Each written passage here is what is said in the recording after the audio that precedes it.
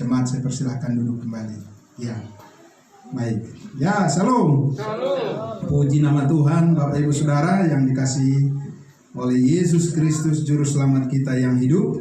Ya, Bapak Ibu Saudara, kita selalu memberitahukan atau mengingatkan terus bahwa dari mimbar ini tujuan pemberitaan firman Tuhan adalah ketika disampaikan kepada Bapak Ibu Saudara dan kepada semua yang mendengarkan kebenaran firman Tuhan, untuk terus memastikan agar Bapak Ibu Saudara mengetahui dengan baik bahwa keselamatan hidup yang kekal masuk ke dalam surga saat ini adalah diperoleh berdasarkan kasih karunia Allah hanya melalui iman. Amin.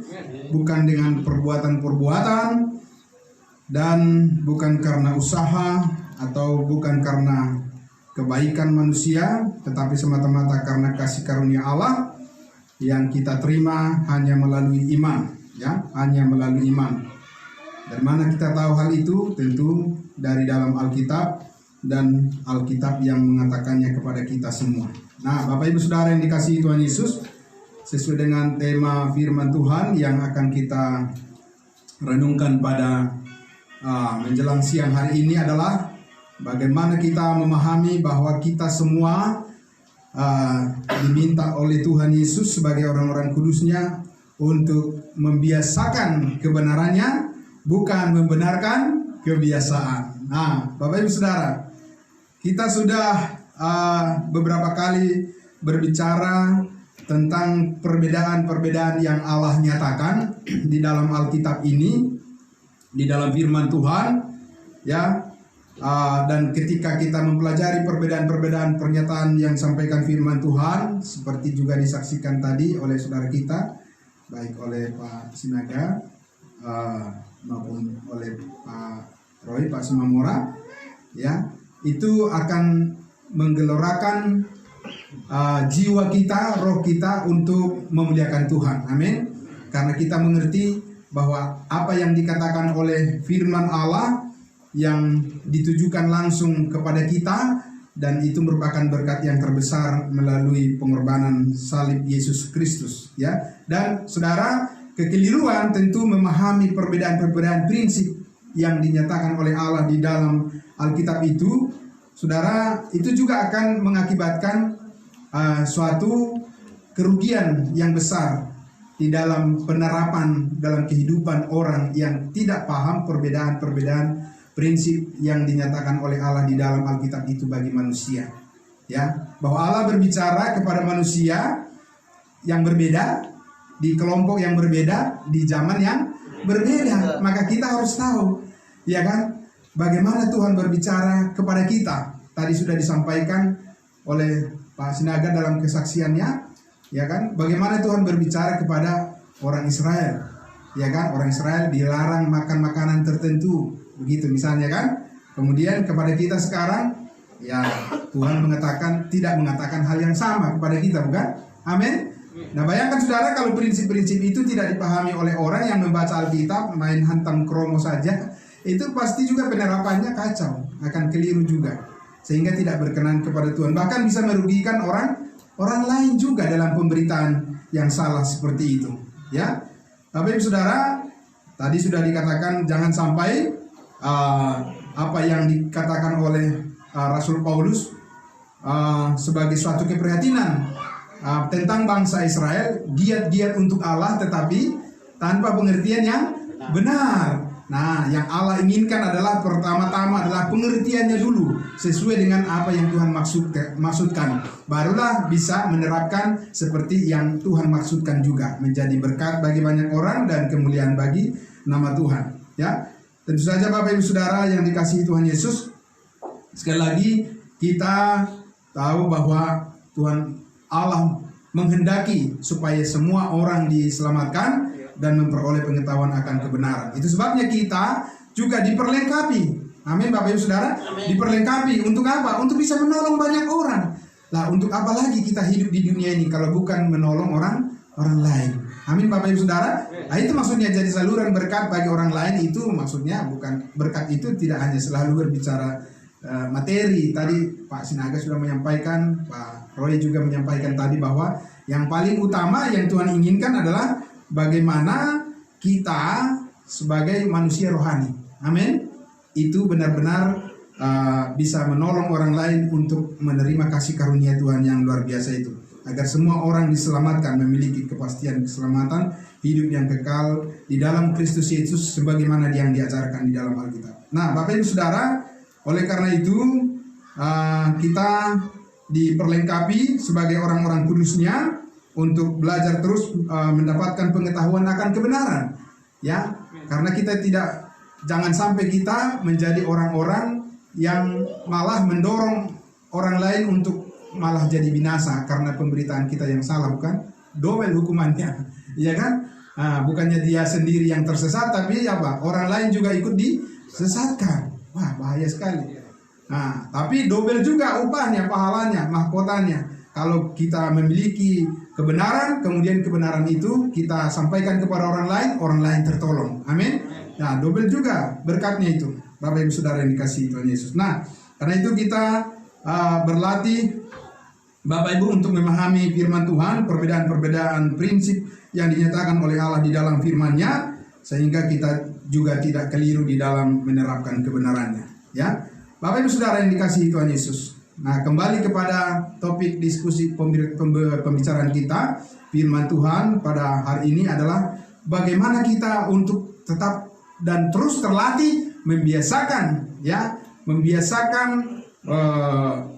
kebenaran firman Tuhan kita nyatakan, dan bukan membenarkan kebiasaan yang belum tentu sesuai dengan kebenaran firman Tuhan. Nah, perbedaan itu harus kita paham dengan sangat jelas sesuai dengan apa yang dikatakan oleh firman Allah. Nah, untuk itu Bapak Ibu Saudara, mari pertama-tama kita akan membuka Alkitab kita dari Titus pasal 3, ya, firman Tuhan dari Titus pasal 3, ya.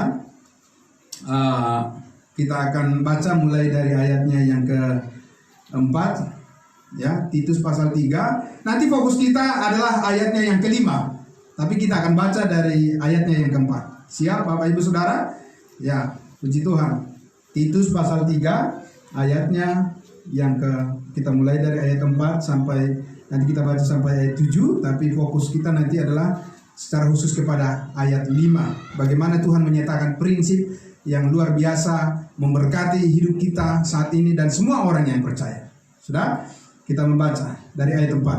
3, 2, 1. Tetapi ketika nyata kemurahan Allah juru selamat kita dan kasih-Nya kepada manusia, pada waktu itu Dia telah menyelamatkan kita, bukan karena perbuatan baik yang telah kita lakukan, tetapi karena rahmat-Nya dan oleh permandian kelahiran kembali dan oleh pembaruan yang dikerjakan oleh Roh Kudus. 6. Yang sudah dilimpahkannya kepada kita oleh Yesus Kristus juru selamat kita. 7. Supaya kita sebagai orang-orang yang dibenarkan oleh kasih karunia-Nya berhak menerima hidup yang kekal sesuai dengan pengharapan kita dalam Yesus.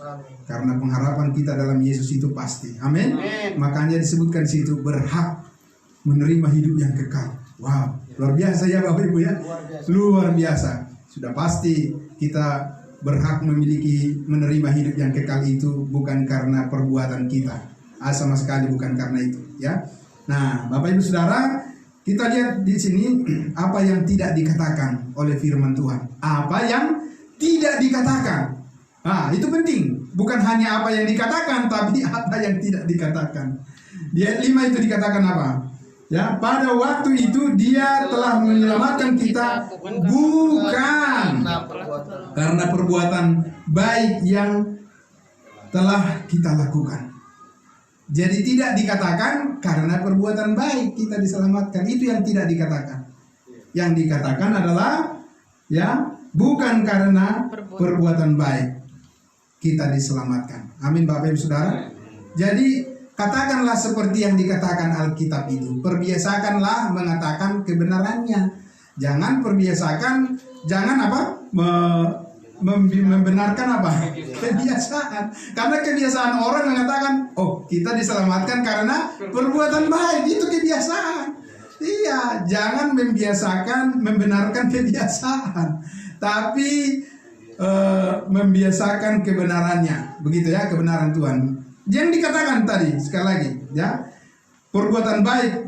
Jadi bukan karena perbuatan baik, tidak dikatakan karena perbuatan baik. Amin. Kita diselamatkan karena perbuatan baik, bukan itu yang dikatakan. Ya, tapi bukan karena perbuatan baik diselamatkan, Bapak Ibu Saudara. Jadi kalau ada orang mengatakan, oh selamat untuk masuk surga itu haruslah dengan berbuat baik. Apa jawaban Bapak Ibu Saudara? Kita katakan apa? Oh bukan. Kan itu yang dikatakan sini, bukan karena perbuatan baik. Itu yang harus kita katakan, bukan. Gitu ya, Bapak Ibu. Kalau ada misalnya 100 orang yang bilang, oh iya selamat karena perbuatan baik, ya kan? Kemudian Bapak Ibu kata sendiri saja, Bapak Ibu mengatakan apa? Apa ikut masa gitu? Suara terbanyak lah gitu kan? Oh tidak. Kebenaran firman Tuhan itu bukan suara terbanyak, ya kan? Apa yang disuarakan Tuhan, ya kan? Walaupun seorang diri yang mempercayainya, ya itulah kebenaran. Amin.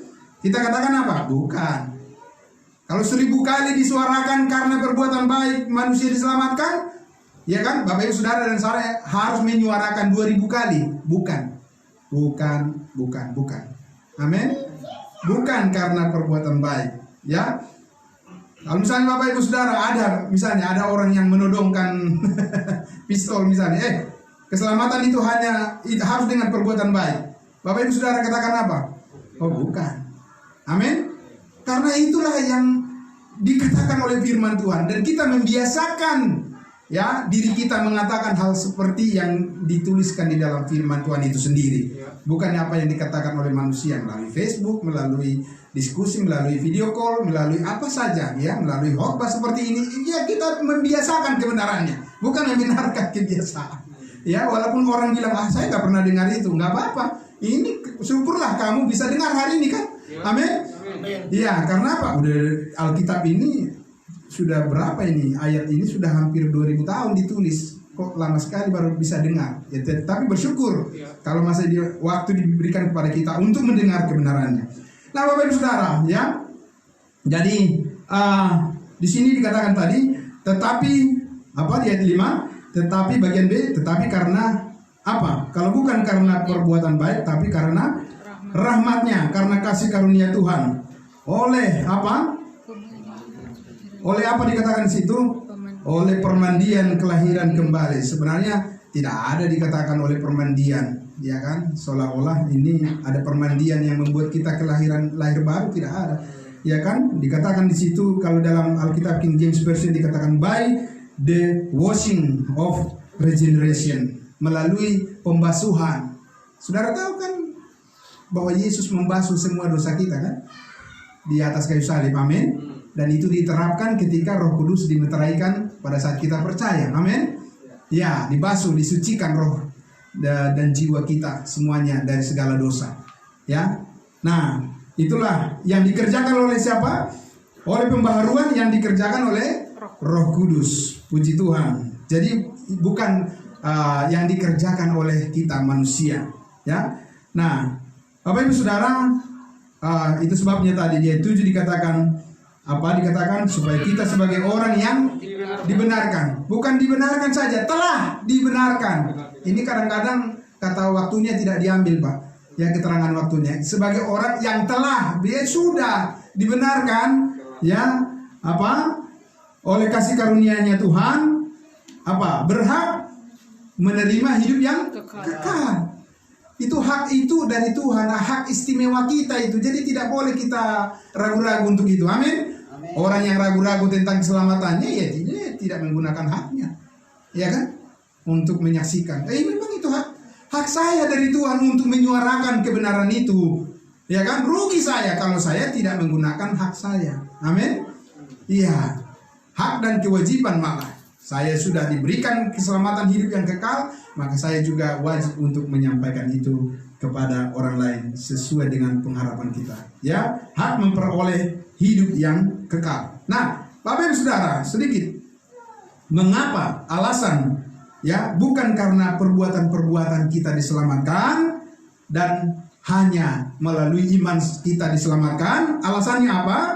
Saudara-saudara, karena itulah firman kebenaran yang Tuhan nyatakan saat ini menjadi jalan keselamatan bagi semua orang. Amin. Ya, tadi sudah disampaikan dalam kesaksian. Kalau dengan bangsa Israel itu ada perbedaan, saudara. Amin. Iya kan? Bahwa mereka itu punya suatu tuntutan, kewajiban melakukan. Iya kan? Iya. Tapi itu bukan bagian kita saat ini, berbeda. Firman keselamatan, kebenaran, keselamatan bagi semua orang saat ini yang Tuhan nyatakan adalah, ya ini bukan karena perbuatan kita diselamatkan, tapi hanya melalui iman. Alasannya adalah karena Tuhan Yesus sudah mati di atas kayu salib, membereskan semuanya. Apa Bapak Ibu? Membereskan semuanya. Amin.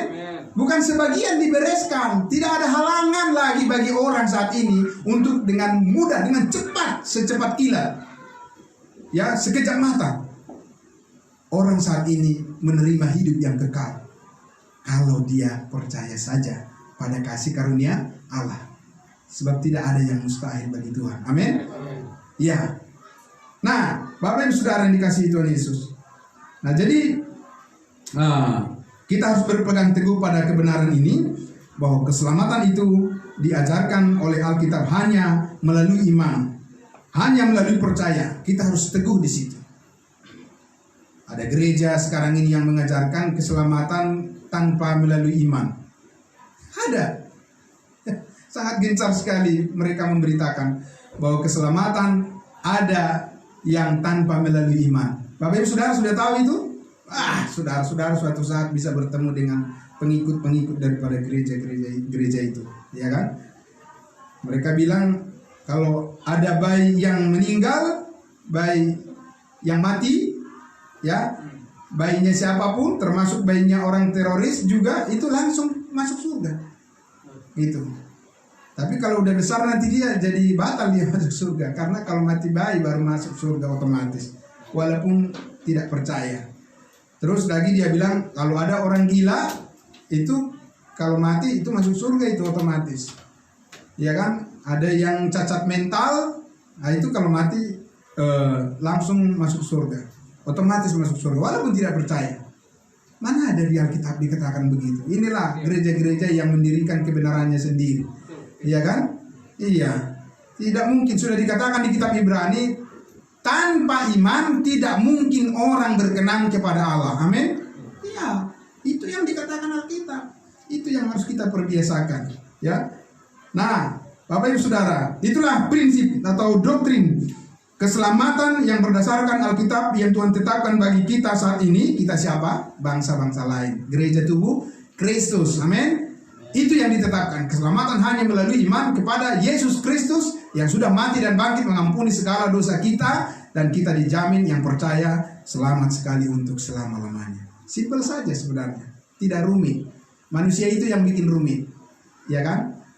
Yang gampang dibikin jadi sulit. Ya, jadi susah. Tuhan tidak pernah menyusahkan manusia. Dia selalu memberikan jalan keluar yang termudah. Amin, Bapak Ibu Saudara. Iya.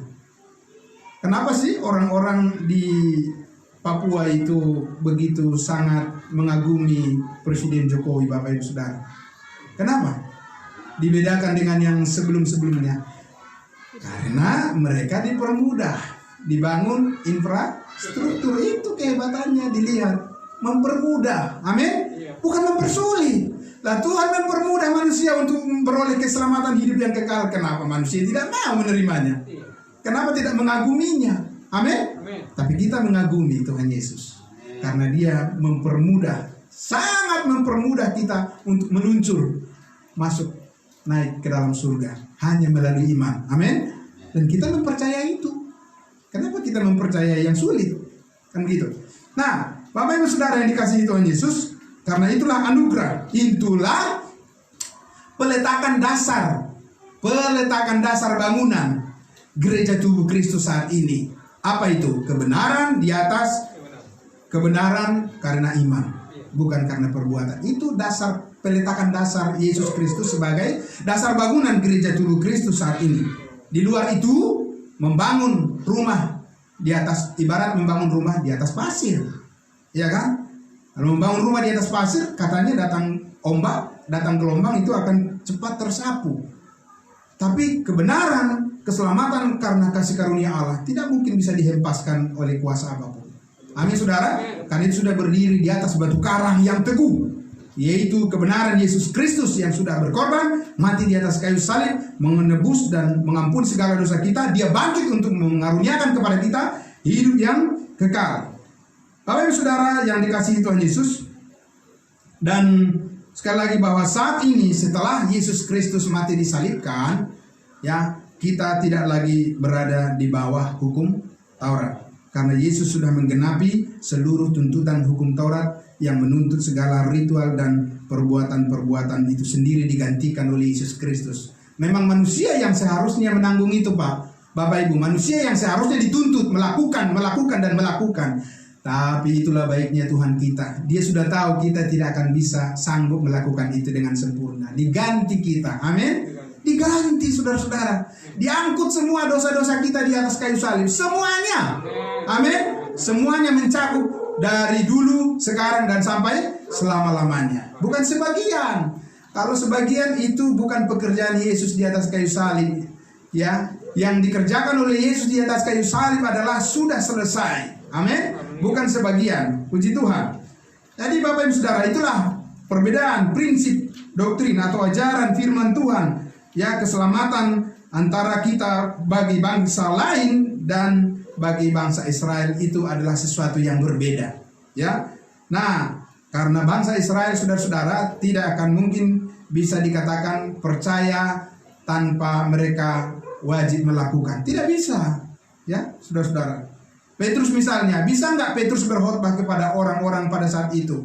Orang Israel, orang Israel, percayalah kepada Yesus Kristus. Kamu tidak usah melakukan hukum Taurat. Boleh dia berkhotbah seperti itu?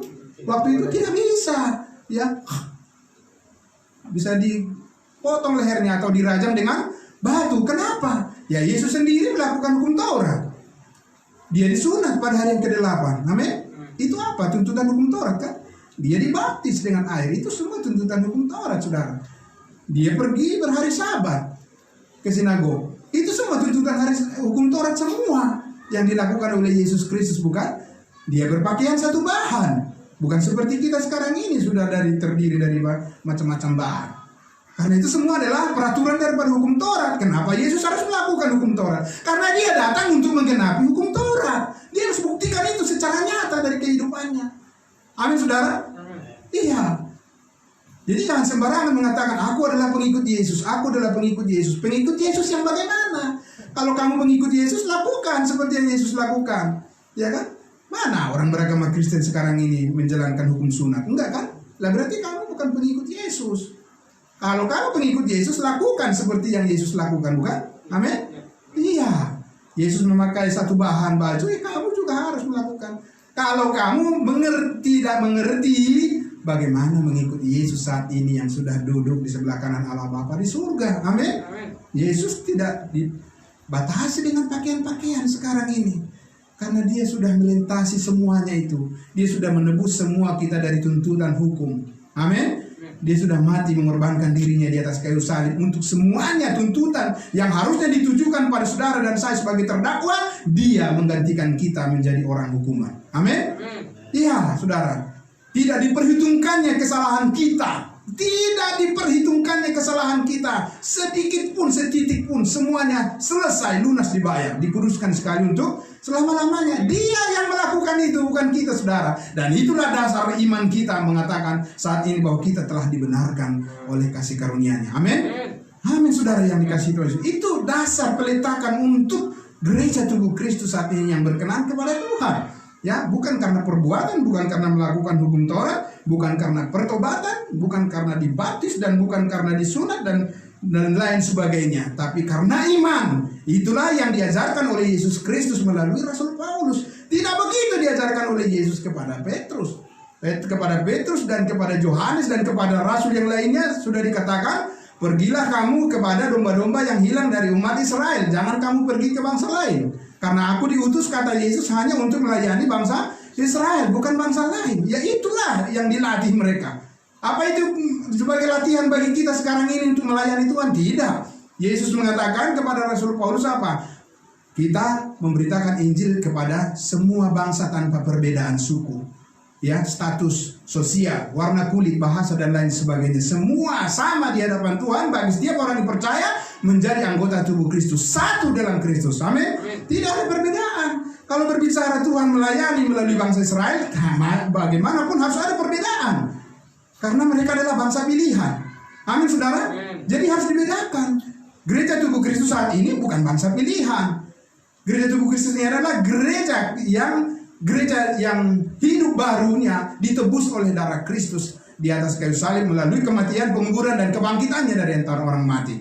Amin. Dan untuk itu tidak ada Yahudi, tidak ada Yunani, tidak ada perbedaan secara kulit, warna kulit dan sebagainya di situ. Tapi kalau Tuhan berbicara kepada manusia, Tuhan mengurus manusia melalui bangsa Israel, harus ada perbedaan. Kenapa? Karena orang Israel itu selalu menjadi bangsa pilihan karena perjanjian dengan Abraham nenek moyang mereka. Amin. Tidak bisa disamakan dengan bangsa lain, tidak bisa. Tapi saat ini orang Israel itu diperhitungkan sebagai bangsa yang sudah jatuh karena mereka menolak Yesus Kristus sebagai Mesias. Tapi bangsa lain sekarang adalah bangsa yang dibangkitkan, ya, untuk bisa menerima berkat keselamatan karena kasih karunia Allah dalam Yesus Kristus, saudara-saudara. Nah, itulah yang kita nikmati saat ini, itulah yang kita syukuri saat ini, Bapak Ibu Saudara, ya, bahwa kita tidak berada lagi di bawah belenggu, tidak berada lagi di bawah dakwaan daripada tuntutan hukum apapun. Di dalam Kristus kita sudah dimerdekakan oleh darahnya. Amin. Bapak Ibu Saudara yang dikasihi Tuhan Yesus, sekali lagi, perbedaan itu sangat jelas kepada bangsa Israel. Tidak mungkin Petrus, Yohanes, Yakobus mengajar kepada orang Israel apa? Kamu diselamatkan hanya melalui iman dan tidak usah melakukan hukum Taurat. Bisa mati dia dirajam dengan batu. Karena itu tuntutan bagi mereka. Itu adalah perjanjian kepada Abraham. Hukum sunat itu wajib bagi mereka. Dan mereka yang tidak melakukan sunat keturunan Abraham itu, dia bisa dilenyapkan dari antara umat Allah. Itu yang perjanjian di dalam Kejadian pasal 17. Ya, saudara, tapi kalau kita lihat apa yang dikatakan Paulus kepada kita bangsa lain apa? Bersunat atau tidak bersunat tidak penting. Yang penting adalah memuliakan Allah di dalam kasih karunia-Nya. Amin. Kenapa bisa begitu? Karena Yesus sudah melakukannya untuk kita. Dia mewakili kita, Bapak Ibu Saudara. Dia sudah disunat, dia sudah dibaptis, dia sudah berkuasa dan lain sebagainya. Semuanya sudah selesai. Komplit, saudara dan saya di dalam Kristus Yesus. Amin. Iya. Jadi kita berada di posisi yang seperti itu di hadapan Allah. Tidak mungkin dia menyangkalinya. Tidak mungkin dia membuang. Tidak mungkin dia menunda itu. Karena itulah anugerah yang dikaruniakan oleh Yesus Kristus kepada kita. Sehingga kita bersyukur senantiasa kepadanya, Bapak Ibu Saudara. Bapak Ibu Saudara yang dikasihi Tuhan Yesus, ya. Nah, saya ingin mengajak kita dulu untuk melihat lebih jelas lagi bagaimana perbandingan pengalaman daripada Petrus dan pengalaman daripada Rasul Paulus di dalam memahami kebenaran Allah, membiasakan kebenarannya, bukan membenarkan kebiasaan. Nah, kita lihat dulu di dalam Kisah Para Rasul 11, Bapak Ibu Saudara. Mari, Kisah Para Rasul 11. Kita akan melihat di sini pengalaman daripada Rasul Petrus, bagaimana dia tidak memahami, tidak mengerti apa yang kebenaran yang Tuhan nyatakan kepadanya, dan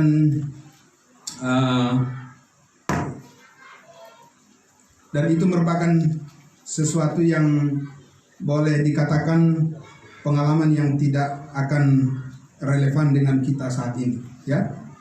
Nah, ya, Kisah Para Rasul 11, kita baca saja dulu ayatnya yang ke 1 sampai ayatnya ke 10 ya. Ya, sudah Bapak Ibu? Nah, Kisah Para Rasul 11 dari ayat 1. Kita baca sama-sama. Rasul-rasul dan saudara-saudara di Yudea mendengar bahwa bangsa-bangsa lain juga menerima firman Allah. Ketika Petrus tiba di Yerusalem, orang-orang dari golongan yang bersunat berselisih dengan mereka. Bapak Ibu Saudara tahu orang-orang yang bersunat bukan? Orang Israel yang bersunat secara jasmani. 3. Kata mereka, engkau telah masuk ke rumah orang-orang yang tidak bersunat dan makan bersama-sama dengan mereka. Siapa orang-orang yang tidak bersunat? Di luar Israel. Kita adalah disebut orang-orang yang tidak bersunat, ya. Nah, Ayat 4. Tetapi Petrus menjelaskan segala sesuatu berturut-turut katanya. Ya, aku sedang berdoa di kota Yope. Tiba-tiba rohku diliputi kuasa ilahi dan aku melihat suatu penglihatan, suatu benda berbentuk kain lebar yang bergantung pada keempat sudutnya. Diturunkan dari mana? Diturunkan dari langit sampai di depan Petrus. Jadi ada kain bentuk 4 segi, begitu ya, turun dari langit. Di dalam kain itu ada apa? Ayat 6. Aku menatapnya dan di dalamnya aku lihat apa? Segala jenis binatang berkaki 4 dan binatang liar dan binatang menjala dan burung-burung ada di situ. Ya. Dan ini adalah binatang-binatang yang haram. Turun dari langit, Tuhan turunkan di depan Petrus. Ya kan? Saudara tahu kan bahwa orang Israel itu dilatih untuk mempercayai ada makanan yang haram, ada yang halal. Yang ini yang turun ini yang halal apa yang haram? Yang haram, gitu, diturunkan, gitu ya. Mungkin ada juga di situ B2 mungkin, dan saya tidak tahu, ya kan? Tapi pokoknya adalah di situ yang haram, begitu ya. Karena itu yang dikatakan di Imamat 11, salah satunya. Nah, terus lalu apa? Lalu aku mendengar suara berkata dari Tuhan ya, dikatakan apa? Bangunlah hai Petrus, sembelihlah dan makanlah. Nah, ini, ya kan? Nah, ini ujiannya kepada dia, kepada Petrus. Mau nggak dia makan? Ayat 8. Tetapi aku berkata apa? Tidak. Tidak Tuhan, tidak. Sebab belum pernah sesuatu yang haram dan yang tidak tahir masuk ke dalam mulutku. Coba saudara yang dikasihi Tuhan Yesus. Ya kan? Tuhan sudah katakan itu apa? Halal. Tapi Petrus katakan apa? Tidak. Haram. Dia berpatokan pada apa nih Petrus ini? Berpatokan kepada kebiasaan, tradisi. Nah biasa, saya nggak pernah dengar begitu. Nah, ya kan? Saya nggak pernah mendengar pendeta saya mengatakan semua dosa sudah dihapus. Nah itu maksudnya dia berpatokan kepada apa? Tradisi kelompoknya, bukan apa yang dikatakan Tuhan. Sudah kan Tuhan katakan halal, tapi Petrus katakan apa? Belum pernah. Nggak biasa saya makan begitu, gitu ya kan? Tuhan yang mengatakan, tidak mungkin salah, amin. Kalau Tuhan sudah menyatakan itu sudah benar, aminkan saja. Terima kasih Tuhan, ya kan? Karena Tuhan tidak mungkin salah, dia pasti benar 100%. Ayat 9. Akan tetapi untuk kedua kalinya suara dari sorga berkata kepadaku, apa yang dinyatakan halal oleh Allah tidak boleh kau katakan haram. Emang kamu siapa? Kira-kira begitu, ya kan? Ya kan, kalau sudah Tuhan katakan halal apa? Ya sudah halal, begitu. Kalau Tuhan katakan benar itu, ya sudah itu benar. Ya kan? Kalau sudah Tuhan Yesus katakan darahnya tercurah untuk mengampuni semua dosa, amin. Itu sudah halal itu, sudah jelas. Sudah asli itu 100%. Tidak boleh diragukan sedikit pun. Dan ini kegagalan daripada Petrus untuk memahami kebenaran Allah. Karena apa? Terhalang oleh tradisi yang sudah biasa diikutinya. Ya kan? Saudara, kita tidak boleh jatuh kepada sikap yang seperti itu. Kita harus lebih takut kepada Tuhan daripada manusia. Ayat 10. Hal itu terjadi sampai berapa kali? 3 kali. 3 kali. Lalu apa? Semuanya ditarik kembali ke langit. Ya sudah. Kalau kamu tidak mau makan itu ya kembali kepada Tuhan. Kan begitu kan? Masih banyak orang lain yang menghargai kebenaran kalau kamu tidak mau menghargainya. Kira-kira begitu maksud Tuhan kepada orang yang seperti itu. Sama seperti kepada orang Israel. Kamu tolak Yesus Kristus, banyak jiwa-jiwa di sana. Amin. Iya. Kan begitu, saudara-saudara. Karena Israel itu begitu, dia suka belagu kepada Tuhan. Ya, belagu kepada Tuhan ya rasakan sendiri. Sudah 2000 tahun kan mereka ditinggalkan. Ya kan? Itu yang disebut dengan apa? Lo anmia. Tuhan meninggalkan umatnya. Begitu. Sudah 2000 tahun Bapak Ibu Saudara. Bahwa bangsa Israel itu sekarang tidak diperhitungkan sebagai bangsa khusus, bangsa pilihan, tapi mereka diperhitungkan sebagai sama dengan bangsa lain saat ini. Kalau mereka percaya, ya ikut mereka nanti kemana? Ke atas, ke surga. Tapi program bagi mereka sendiri sebenarnya adalah jadilah kerajaanmu di mana? Di bumi seperti di surga, di bumi pengharapan mereka. Tapi setelah mereka menolak Mesias itu, nah kita tahu bahwa tadi sudah disampaikan dalam kesaksian, Tuhan itu punya rencana yang di luar daripada jangkauan pemikiran kita. Saudara-saudara, Ya, kita menjangkau dengan pemikiran kita mungkin 1 kilometer, Tuhan sudah ribuan jutaan kilometer. Amin. Jadi kita mengikuti apa yang Tuhan mau dan kemana kita diarahkan, kita ikuti apa yang Tuhan inginkan. Nah, Bapak Ibu Saudara yang dikasihi Tuhan Yesus. Jadi, Saudara, kita coba bandingkan sekarang dengan pengalaman daripada Rasul Paulus, pengalaman yang surgawi. Kalau pengalaman daripada Petrus yang tadi itu adalah pengalaman yang bersifat duniawi atau yang bersifat jasmania. Ya. Nah, sekarang kita lihat pengalaman daripada Paulus sendiri yang bersifat rohania. Kita lihat 1 Timotius pasal 4. 1 Timotius pasal 4. Ya. 1 Timotius pasal 4. Kita baca dari ayatnya, dari ayat 1 saja. Ya kan? Judulnya di atas itu apa? Tugas Timotius dalam menghadapi pengajar yang bukan tugas dia lagi sekarang, tugas kita. Amin. Karena Timotius sudah tidak ada lagi saat ini, berarti tugas kita menghadapi pengajaran sesat. Bagaimana itu? Ayat 1. Tetapi Roh dengan tegas mengatakan bahwa di waktu-waktu kemudian ada orang yang akan apa? Murtad, lalu mengikuti roh-roh penyesat dan ajaran-ajaran setan. Seperti apa?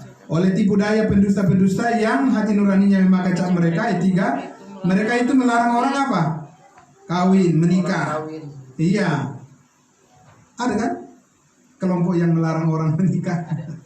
Nah, tapi lihat di atas itu ajaran apa katanya? Ya kan? Mengikuti roh-roh penyesat dan ajaran setan-setan. Kemudian apa lagi? Melarang orang makan makanan yang diciptakan Allah. Itu kategori pengajaran apa itu? Ya, kalau di masa orang Israel itu benar, ada yang haram, ada yang halal. Memang begitu kebenaran Allah pada saat itu. Tapi apa itu saat ini yang Tuhan nyatakan kepada kita? Tidak. Ya, bagaimana buktinya itu? Ya kan, karena dikatakan situ apa? Mereka itu melarang orang melarang orang makan makanan yang diciptakan Allah supaya dengan pengucapan syukur dimakan oleh orang-orang yang percaya dan yang telah mengenal kebenaran. Masa dilarang mengucap syukur? Ya haruslah mengucap syukur senantiasa. Amin. Iya. Dengan makanan itu ya kita mengucap syukur, kok bisa dilarang? Ya kan? Karena akibat dari ada larangan makanan tertentu jadi nggak bisa mengucap syukur dengan itu. Ya kan? Kenapa bisa mengucap syukur? Karena ayat 4, karena semua yang diciptakan Allah itu apa? Baik, dan suatu pun tidak ada yang haram. Amin. Itu kebenaran Allah. Bukan membenarkan apa kebiasaan. Saya nggak biasa begitu ya. Bukan soal kamu, tapi ini soal Allah, soal firman. Amin. Iya, kita imani dulu nih apa yang dikatakan oleh firman Allah. Semua yang diciptakan Allah itu tidak ada yang haram. Ya, kenapa? Karena dikatakan jika diterima dengan ucapan syukur. Iya, bagi Tuhan itu bukan soal makanan, tapi apa? Ucapan syukur. Biar kamu juga makan makanan yang enak setiap hari, nggak ada hati mengucap syukur pada Tuhan. Apa gunanya buat Tuhan? Ya kan? Apalagi makanan makanannya enak, ucapan syukurnya juga enak. Bagaimana? Enak semua kan? Amin, saudara. Amin. Iya. Tapi maksudnya di sini bukan penekanannya pada makanannya, tapi hati yang bersyukur. Karena dengan hati yang bersyukur itu Tuhan dimuliakan. Amin. Kalau Tuhan dimuliakan, Dia memberkati hidup kita. Begitu, saudara. Jadi jangan katakan ada halal, ada apa? Haram. Ya. Karena ayat 5, sebab semuanya itu dikuduskan oleh firman Allah dan oleh doa. Ayat 6, dengan selalu mengingatkan hal-hal itu kepada saudara-saudara kita, engkau akan menjadi seorang pelayan Kristus Yesus yang baik, terdidik dalam soal-soal pokok iman kita dan dalam ajaran sehat yang telah engkau ikuti selama ini. Jadi ini harus dikumandangkan terus, ya kan, membiasakan kebenarannya. Amin, saudara-saudara. Iya. Itu pengalaman apa? Pengalaman surgawi, saudara. Kalau kita melihat Yesus Kristus di surga yang sudah duduk di sebelah kanan Allah Bapa saat ini, Dia tidak diukur lagi dengan hal-hal yang manusiawi dan lahiriah. Tapi ketika Dia sebagai manusia di dunia ini, Dia diukur dengan hal-hal yang sifatnya manusiawi. Makanya Dia tidak makan makanan yang haram menurut hukum Taurat. Saat ini hukum Taurat sudah digenapi semuanya. Tuhan kita sudah bangkit, sudah naik ke surga. Dia tidak ada urusan yang hal-hal lahiriah seperti itu. Ya, Bapak Ibu Saudara, ya. Tuhan kita itu sudah dimuliakan sebagai Tuhan dan Juru Selamat. Tidak ada, dia tidak hidup dalam daging lagi. Amin? Amin. Iya. Sehingga di sini dikatakan tidak ada yang diciptakan Allah itu sesuatu yang haram. Yang penting diterima dengan ucapan syukur. Haleluya, puji Tuhan. Amin. Kita adalah orang merdeka di dalam Kristus. Jangan lagi mau dikenakan kuk perhambaan. Ya kan? Dengan peraturan yang tidak berasal dari Tuhan Yesus. Nah, Bapak Ibu Saudara, kita lihat lagi 1 Korintus 10. 1 Korintus pasal 10, ya. Ini bukan juga hal yang sama yang dikatakan oleh Rasul Paulus kepada jemaat Korintus. 1 Korintus pasal 10 untuk menegaskan bahwa pengucapan syukur itu adalah hal yang harus dibebaskan dan tidak boleh dihalangi, tidak boleh dilarang, karena itu adalah yang dikehendaki oleh Tuhan bagi setiap orang yang percaya, anggota gereja tubuh Kristus saat ini. Ayat 30 dan 31, 1 Korintus 10 ayat 30 dan 31. Sudah Bapak Ibu Saudara? Kita akan lihat. Dikatakan begini apa? Kalau aku mengucap syukur atas apa yang aku turut memakannya, mengapa orang berkata jahat tentang aku karena makanan yang di atasnya aku mengucap syukur? Amin. Salahkah? Itu kira-kira, ya kan? Jadi kembali lagi penekanannya di sini adalah masalah apa?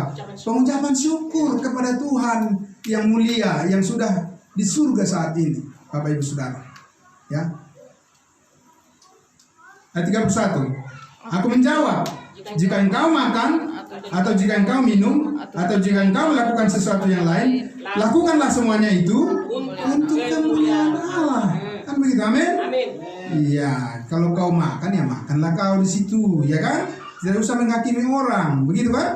Kalau enggak kau makan tidak apa-apa, amin?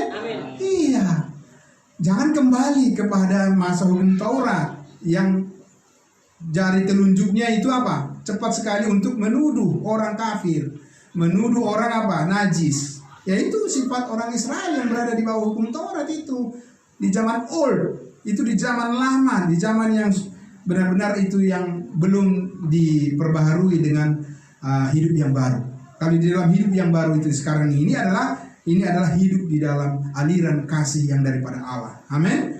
Iya, yang tidak menuduh atau membuat orang lain tersandung hanya karena hal-hal yang sifatnya sementara. Karena Tuhan Yesus saat ini bukan hidup di dalam dunia yang sementara. Amin. Karena dia sekarang ada di surga yang kekal. Jadi sekarang ini nilai-nilai yang paling dihargai, yang dihormati adalah yang berkaitan dengan kemuliaan yang kekal, yang tidak kelihatan, bukan yang kelihatan. Amin. Karena kami hidup bukan berdasarkan apa yang kelihatan, tetapi berdasarkan yang tidak kelihatan, yaitu Yesus Kristus yang sudah dimuliakan di sorga. Jadi tidak dipersoalkan di situ, Bapak Ibu Saudara. Nah, tapi kalau itu terjadi bagaimana? Mengertilah kita bahwa orang-orang seperti itu belum hidup di dalam dasar yang benar. Amin. Iya, saudara. Ya kalau saya makan, hormati saya. Kalau kau tidak makan, hormati juga kau. Amin.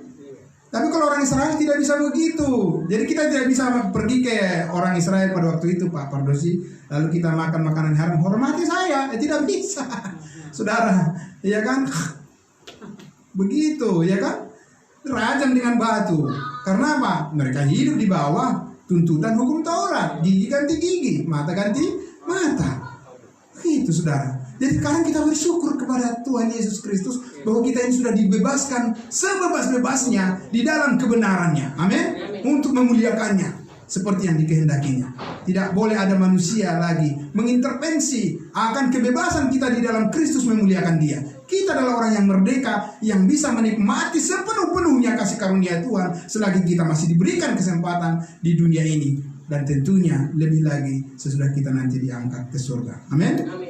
Nah, saudara yang dikasihi Tuhan Yesus, itulah perbedaan kita lihat di sini. Bagaimana pelayanan Petrus dan bagaimana pelayanan Rasul Paulus kepada bangsa lain, Petrus kepada orang Israel. Ini harus benar-benar kita pelajari dengan baik, kita bedakan dengan baik, saudara-saudara, supaya kita tidak terjebak di dalam kekeliruan di dalam menerapkan firman Tuhan itu sendiri. Kalau prinsipnya saja kita masih belum mengerti, bagaimana kita bisa menerapkannya dengan baik? Tapi kalau kita mengerti prinsip-prinsip perbedaan yang Tuhan nyatakan di dalam Alkitab ini, maka kita mengertilah secara efektif bagi kemuliaan Tuhan, bisa kita memuliakan Dia. Amin. Nah, saudara yang dikasihi Tuhan Yesus, itulah sebabnya saat ini, saudara, kita terus menyuarakan apa yang Tuhan inginkan, yang Tuhan kehendaki, bagaimana agar semua orang diselamatkan, dan kita beritakan Injil terus. Amin, saudara. Kita beritakan terus salib Kristus. Kenapa? Karena disitulah kemenangan, disitulah kebenaran, disitulah segala berkat, disitulah segala-galanya masa depan hidup kita. Amin. Dari situlah kita, saudara-saudara, menjadi berarti di hadapan Tuhan, bukan dari hal yang lain. Bukan dari diri kita, bukan dari usaha kita, bukan dari upaya yang kita lakukan, tapi dari apa yang dikerjakan oleh Kristus yang sudah selesai dan sempurna di atas kayu salib. Kita beritakan terus, saudara-saudara. Itulah jalan keselamatan saat ini bagi semua orang. Si Yesus mati menghapuskan segala dosa. Yang percaya pasti masuk surga. Ada orang bilang, oh tidak seperti itu. Harus juga dengan perbuatan-perbuatan. Alkitab mengatakan bukan. Amin. Kita terus menyuarakan itu, saudara-saudara. Karena itu adalah jalan keselamatan, kebenaran yang Tuhan nyatakan bagi saat ini sebagai keselamatan bagi semua orang yang percaya di seluruh dunia ini. Ya, saudara-saudara yang dikasihi Tuhan Yesus. Nah, sekarang mari kita lihat dengan apa yang diajarkan oleh Yesus secara khusus kepada orang Israel tentang cara mereka untuk memperoleh hidup yang kekal. Dari Markus 10, mari kita lihat Markus 10. Ya, Markus 10 ayatnya yang ke 17. Ya, kita lihat sekarang apa yang diajarkan oleh Tuhan Yesus secara khusus. Bagaimana sih orang Israel menerima hidup yang kekal? Bagaimana firman Tuhan yang dinyatakan kepada mereka, dan bagaimana mereka harus meresponnya? Ya, Markus pasal 10 ayat 17. Mulai dari ayat 17 kita akan baca satu perikop ini. Ya, kita lihat judulnya di atas. Judul perikopnya di atas apa? Orang kaya sukar masuk kerajaan Allah. Ya, ini bagaimana nih orang kaya? Kenapa hanya orang kaya aja ya? Ya karena orang kaya yang di sini cerita ini. Ya, saudara ya. Ini tidak berbicara secara umum, tetapi orang kaya yang ada di sini. Bagaimana ceritanya? Ayat 17. Pada waktu Yesus berangkat untuk meneruskan perjalanannya, datanglah seorang berlari-lari mendapatkan dia, dan sambil bertelut di hadapannya ia bertanya apa? Guru yang baik, apa yang harus kuperbuat untuk memperoleh hidup yang kekal? Wah, luar biasa. Ya, apa yang harus kuperbuat untuk memperoleh hidup yang kekal? Pertanyaan yang bagus sekali, saudara. Wah, jarang-jarang ya yang ditanyakan orang seperti ini ya. Jarang. Tapi ini tadi dia apa? Berlari-lari mendapatkan Yesus, ya kan? Berlutut di hadapannya. Pertanyaannya ini akan dijawab oleh Yesus. Ayat 18. Jawab Yesus, mengapa kau katakan aku baik? Tak seorang pun yang baik selain daripada Allah saja. Oke. 19. Engkau tentu mengetahui apa? Segala perintah Allah. Apa itu? Jangan membunuh, jangan berzina, jangan mencuri, jangan mengucapkan saksi dusta, jangan mengurangi hak orang, hormatilah ayah dan ibumu. Bagus kan? Bagus, tidak ada yang salah di situ semuanya. Itu hal yang benar.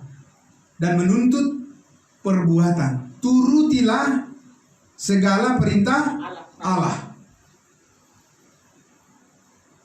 Di sini menuntut sebuah apa? Ketaatan di dalam perbuatan. Sudah? Karena itulah tuntutan daripada hukum Taurat. Apa yang kuperbuat supaya aku memperoleh hidup yang kekal? Turutilah segala perintah Allah. Berarti di sini apa? Percaya dan berbuat baik. Itu orang Israel, saudara-saudara. Ya, harus Mereka mengimani itu. Kebenaran seperti itu menjadi jalan keselamatan bagi semua orang Israel. Tidak bisa orang Israel percaya kepada Yesus tapi tidak percaya kepada hukum Taurat. Mana bisa? Dan kita sudah lihat Paulus mengatakan apa di dalam Roma pasal 6. Ya, sebab kamu tidak akan dikuasai lagi oleh dosa, kata Rasul Paulus, karena kamu tidak hidup di bawah hukum Taurat lagi. Tapi kamu hidup di bawah kasih karunia. Itu perbedaan yang jelas. Nah sekarang berita Injil yang disampaikan oleh orang-orang dari mimbar gereja atau dari penginjilan dan lain sebagainya, apa yang mereka katakan? Mereka bilang tidak bisa hanya dengan iman, harus juga dengan perbuatan. Diambil dari sini. Itulah kekeliruannya. Makanya saat ini orang ragu-ragu, berjuta-juta orang walaupun mengaku percaya Yesus, tapi tidak mengaku kepastian keselamatan itu sudah menjadi miliknya. Dia ragu dan mengatakan apa? Melihat nantilah itu. Ya kan? Mudah-mudahanlah. Semoga Tuhan menerima kita di sisinya. Apa itu kabar baik saat ini? Tidak. Itu bukan kabar baik, saudara-saudara, saat ini. Kabar baik saat ini adalah semua dosamu sudah diampuni oleh Tuhan Yesus ketika engkau percaya dimeteraikan dengan Roh Kudus. Jaminan untuk selama-lamanya, permanen. Tidak ada penundaan. Sudah, tidak ada pengurangan, tidak ada cancel. Tidak ada. Saudara, bagaimana orang yang sudah di dalam Yesus di cancel untuk masuk surga? Caranya bagaimana? Karena kita sudah didudukan bersama dengan Dia di sebelah kanan Allah Bapa di surga, bersama dengan Yesus. Ketika kita percaya dimeteraikan dengan Roh Kudus, Roh Kudus mengambil kita, membaptiskan kita ke dalam tubuh Kristus, menjadi anggota tubuhnya yang permanen. Amin.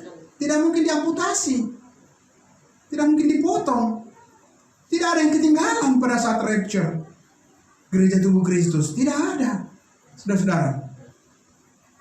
Kalau yang tidak mendapat upah di surga, pasti ada.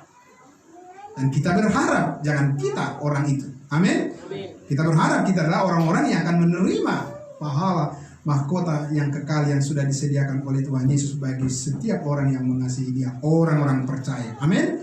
Terus sebabnya kita memuliakan Dia, melakukan apa yang Tuhan kehendaki, bukan untuk keselamatan kita, tetapi untuk upah kita di surga. Tapi orang Israel di sini, Yesus mengatakan apa? Apa yang dikatakan oleh lakukanlah perintah-perintah Tuhan.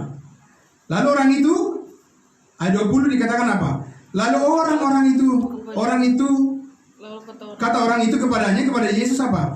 Guru. Semuanya itu telah kuturuti sejak masa mudaku. Iya, bukan hanya masa mudanya sebenarnya, mulai dari masa kecilnya. Kenapa? Karena orang Israel pada umur 8 hari harus apa?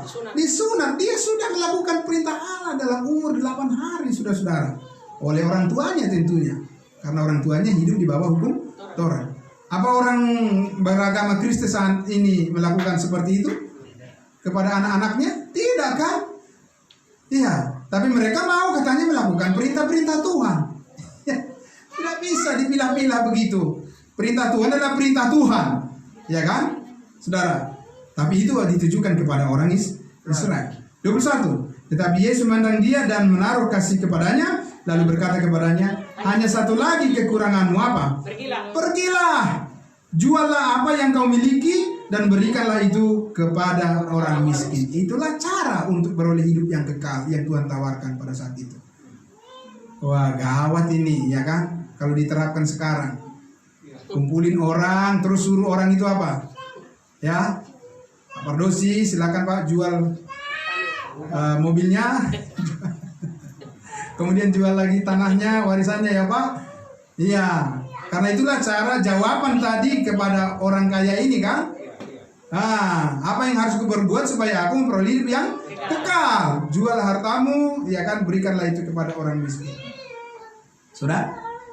Tapi saya bertanya pada saudara-saudara, kalau ini dilakukan oleh orang-orang Israel, ini akan menjadi sukacita bagi mereka dalam Tuhan atau tidak?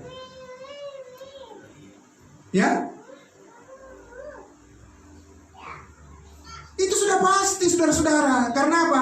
Karena orang Israel itu tidak kamu minta pun Tuhan sudah tahu apa yang kamu perlukan. Amin. Iya. Dan Dia akan memberikan semuanya, mujizatnya kepada mereka. Dan mereka tidak akan pernah kekurangan apapun kalau sudah Tuhan menjalankan kerajaannya bagi mereka. Apa yang kurang? Iya, mereka tidak perlu bergantung kepada usaha mereka sendiri kalau sudah Tuhan menjalankan kerajaannya di tengah-tengah bangsa Israel. Dan itu sudah dibuktikan ketika Yesus memberikan 5.000 orang makan dengan 5 roti dan 2 ikan. Iya kan? Kalau Tuhan menjalankan kebenarannya, kerajaannya kepada orang Israel, tidak usah takut mereka, tidak usah khawatir mereka. Ya kan, saudara-saudara? Lihatlah burung-burung di udara, saudara-saudara. Nah, lalu kepada kita sekarang ini apa? Bangsa-bangsa lain begitu. Ya kan? Jualah terus apa lagi? Apa namanya? Jual hartamu semua, berdoa saja, pergi ke gua, ada tempat gua di sana, berdoa di situ Tuhan. Ya kan? Seterusnya. Lalu nanti akan tercukupi. Tidak ada perintah begitu kepada orang percaya di zaman kasih karunia saat ini. Yang Paulus katakan di dalam 2 Tesalonika adalah apa? Siapa yang tidak bekerja, biarlah dia tidak makan. Apa artinya saudara-saudara? Melalui pekerjaan itulah Tuhan sekarang memberkati orang-orang percaya. Amin. Jadi itu anugerah. Itu kasih karunia, bukan beban, bukan sesuatu kutukan. Ya, bukan. Amin, saudara. Iya, berbeda dengan orang Israel ini. Saudara, Yesus katakan jual semua hartamu, ya kan, lalu ikut aku. Kalau dia lakukan itu, dia selamat nggak, saudara? Selamat karena dia percaya pada perkataan Yesus ini, ya kan? Dan harus ada yang dilakukan, begitu Pak. Orang Israel itu harus ada yang dilakukan. Tidak bisa, mereka paling tidak harus bertobat, ya kan? Itu ada sesuatu yang harus dilakukan. Tapi saat ini kita sudah percaya, kita sudah tahu bagaimana Yesus mengejarkan melalui Rasul Paulus, siapa yang percaya itu bukan hasil usahamu tetapi pemberian Allah. Oleh karena kasih karunia Allah. Amin. Ketika engkau percaya, dimeteraikan dengan Roh Kudus. Itu bukan hasil perbuatan. Iya, itulah kebenaran dasar saat ini yang harus kita perbiasakan, yang harus kita kumandangkan, kita harus suarakan terus-menerus Bapak Ibu Saudara. Dan tidak boleh bergerak, dan tidak boleh berpindah, tidak boleh kita mundur, dan tidak boleh kita surut dari semangat kasih karunia yang seperti itu. Ya, Saudara, ya, kita sudah lihat di dalam cerita ini, dalam Markus ini, pada akhirnya orang kaya itu bagaimana Bapak Ibu Saudara? Dia kecewa. Ya, karena apa dia kecewa, saudara-saudara? Karena dia tidak percaya. Iya. Kalau dia percaya, pasti dia melakukan apa yang Tuhan Yesus katakan, bukan? Iya, saudara-saudara. Percaya dan melakukan. Saat ini saudara-saudara dan saya, orang yang percaya saat ini tidak mungkin kita kecewa. Kenapa? Karena Tuhan tidak menuntut harus apa yang kita lakukan supaya kita memperoleh hidup yang kekal. Tidak. Dia menuntut atau dia menawarkan, bahkan tidak menuntut. Tuhan tidak menuntut, bukan? Amin, saudara? Menawarkan, amin? Iya, menawarkan. Siapa yang percaya beroleh hidup yang kekal. Percaya semua dosamu sudah diampuni oleh kasih karunia Allah, engkau pasti diselamatkan ke dalam surga sekali untuk selama-lamanya. Amin? Tapi ada orang yang bilang, saudara-saudara, oh berarti kita tidak perlu berbuat baik. Nah, itu fitnah itu. Ya kan? Fitnah lebih kejam dari kita tidak mengatakan tidak perlu berbuat baik, saudara-saudaraku, ya. Hanya kita membedakan, memisahkan bahwa untuk beroleh hidup yang kekal itu hanya oleh kasih karunia Allah melalui iman, titik. Tidak boleh ditawar lagi. Amin. Tapi untuk memperoleh mahkota upah yang besar, bagaimana saudara? Untuk memuliakan Tuhan, untuk bisa kita merasakan damai sejahtera Tuhan setiap hari, bagaimana saudara-saudara? Ya, kita menyesuaikan dengan apa yang Tuhan kehendaki, bagaimana kita berperilaku sebagai orang yang percaya. Dan itu merupakan sebuah proses pertumbuhan. Amin. Saudara, iya, kalau keselamatan kita dengan instan itu karena anugerah Tuhan ketika kita percaya, dimeteraikan dengan Roh Kudus. Tapi mengenai pertumbuhan iman kita dan bagaimana kita merasakan di dalam pengalaman hidup kita sehari-hari, di dalam pengalaman keluarga kita, di dalam pengalaman kita hidup bekerja, di dalam pengalaman kita berjemaat, di dalam pengalaman kita bertetangga, bermasyarakat dan sebagainya. Maka di sini perlu kesetiaan untuk memahami kehendak Tuhan. Amin. Untuk mengerti kehendaknya, supaya jangan sampai kita sungguh-sungguh giat untuk Allah tetapi tanpa pengertian yang benar. Tapi kita harus sungguh-sungguh giat untuk Allah disertai dengan pengertian yang benar. Amin, saudara. Amin. Saudaraku yang kekasih dalam Tuhan Yesus Kristus. Karena itu, maka sekali lagi, mari kita perbiasakan. Mari kita terus menyatakan. Dan mari kita terus menyuarakan, saudara-saudaraku. Mari kita menggaungkan ya kepada semua orang, saudara-saudara, bahwa kasih karunia Allah saat ini sungguhlah merupakan berkat yang terbesar bagi setiap orang yang percaya saat ini. Amin. Dan biarlah semua orang yang mendengarkan pemberitaan firman Tuhan pada hari ini diberkati oleh Tuhan dan semakin dalam bertumbuh di dalam kebenarannya, makin dalam tertanam di dalam kasih karunia Allah, bertumbuh, berbuah dan menjadi dewasa di dalam Kristus. Dan biarlah itu kita semua yang ada di sini merasakan persekutuan kita yang kuat di dalam Kristus Yesus, supaya kita bisa terus, saudara-saudara, bisa bertahan dan pasti bisa bertahan menghadapi segala sesuatu tantangan apapun di dunia ini. Kita harus percaya kasih karunia Allah cukup bagi kita. Amin. Mari kita berdoa.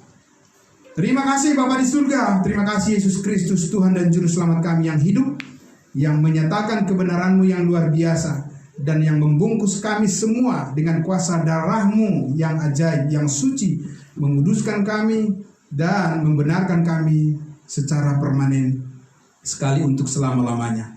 Di dalam kebenaran itulah kami berdiri ya Tuhan, untuk tetap bisa memuliakan-Mu di dalam segala aspek kehidupan kami. Terlebih lagi Tuhan, di dalam tugas panggilan kami untuk memberitakan kebenaran Injil kasih karunia Allah bagi jalan keselamatan bagi seluruh umat manusia, bagi setiap orang yang percaya kepadamu, dimeteraikan dengan Roh Kudus dan dibaptiskan ke dalam tubuh Kristus yang kekal, tubuh Kristus yang surgawi. Itulah kami Tuhan Yesus, kami dilatih, kami dipanggil, diperlengkapi untuk bisa menjadi orang-orang yang dapat dipercaya untuk memberitakan kasih karunia Allah.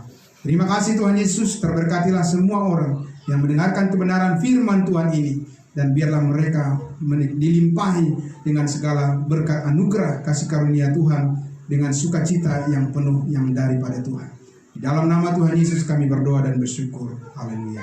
Amin. Tuhan Yesus memberkati. Tuhan Yesus memberkati. Saya serahkan kembali kepada kepada saudara kita, saudara Sostenes Fortunatus, untuk membawa kita dalam acara selanjutnya. Terima kasih.